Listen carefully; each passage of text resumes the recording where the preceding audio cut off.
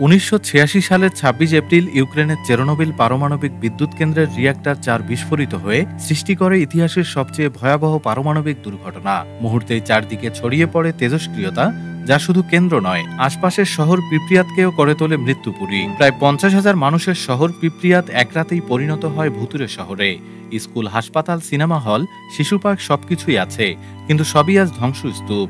বিখ্যাত অ্যামিউজমেন্ট পার্কের ফেরিস হুইলটি চালু হওয়ার আগেই থেমে যায়, এখন মরিচা ধরা অবস্থায় দাঁড়িয়ে আছে।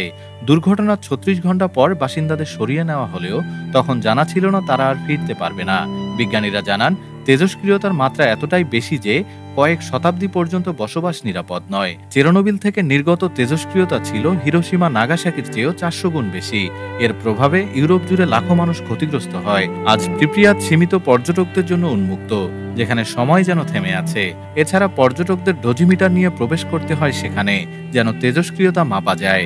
চেরনোবিল আজ শুধু এক মৃত শহর নয়, এটি প্রযুক্তির সীমা, অবহেলার মূল্য ও প্রকৃতির প্রতিশোধের এক জীবন্ত উদাহরণ।